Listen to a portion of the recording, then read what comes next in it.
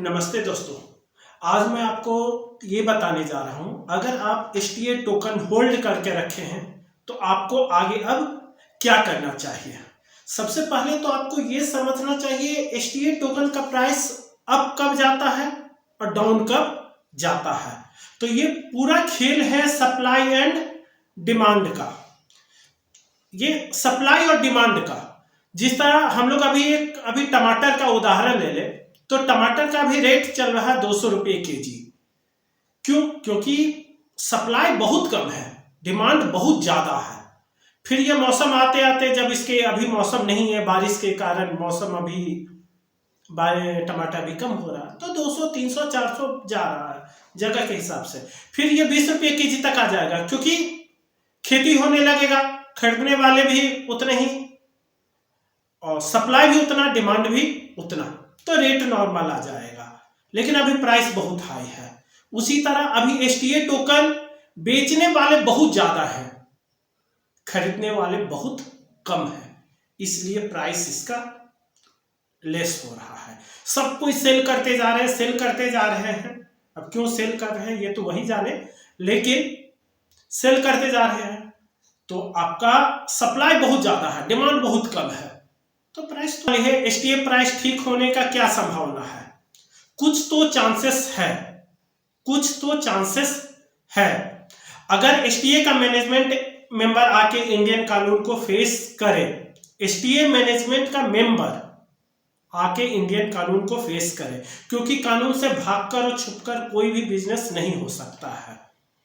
अब STA token का business plan क्या है, रेवेन्यू मॉडल क्या है, पब्लिक का पैसा लेके वो कहां पे इन्वेस्ट कर रहे हैं, वो सोलर टेक्नो पे कहां पे इन्वेस्ट किए हैं, उनको दिखाना होगा फिजिकली, उनको प्रूफ करना होगा, हाँ हम पब्लिक का पैसा लेके हम वहां पे इन्वेस्ट कर रहे हैं। उनका व्हाइट पेपर में रिलीज करने से कुछ नहीं होगा, उनके वेबसाइट पर डाल देने से कुछ नहीं होगा, उनको दिखाना होगा। ये तो सबको जानता है, सोलर और ग्रीन फ्यूचर है।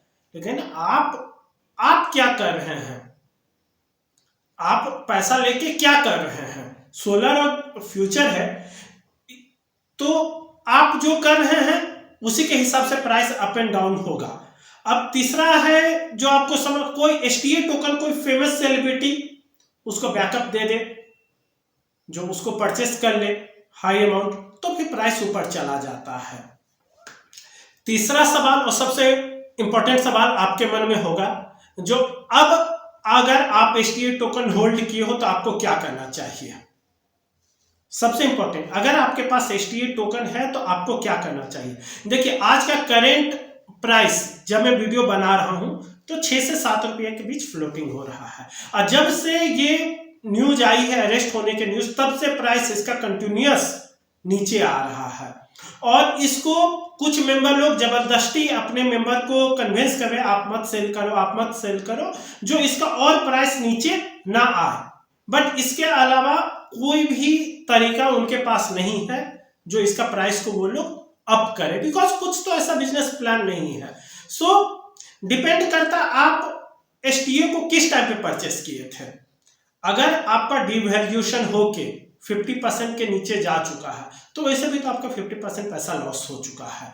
50% पैसा लॉस हो गया है, अगर 50% 60% तक भी है तो आप सेल कर दीजिए। अगर आपका 70-80% तक लॉस हो चुका है पैसा, तब आप होल्ड कीजिए, क्योंकि वैसे भी आपको लॉस है, ऐसे भी लॉस है। इससे अच्छा अगर 1% चांसेस है, 0.111% चांसेस है कहीं कुछ करिश्मा हो जाए, हो सके मेरा ओपिनियन गलत हो, बिकॉज मुझे लग रहा है ये फ्रॉड कंपनी है, लेकिन मैं कौन होता हूं सर्टिफिकेट देने वाला। हो सके कुछ इसका चमत्कार हो जाए, मैं गलत साबित हो जाऊं, आपका पैसा बिटकॉइन की तरह बन जाए, लेकिन चांसेस नहीं है, बिकॉज इसका कोई बैकअप प्लान नहीं दिख रहा है। ये पॉन्जी स्कीम है।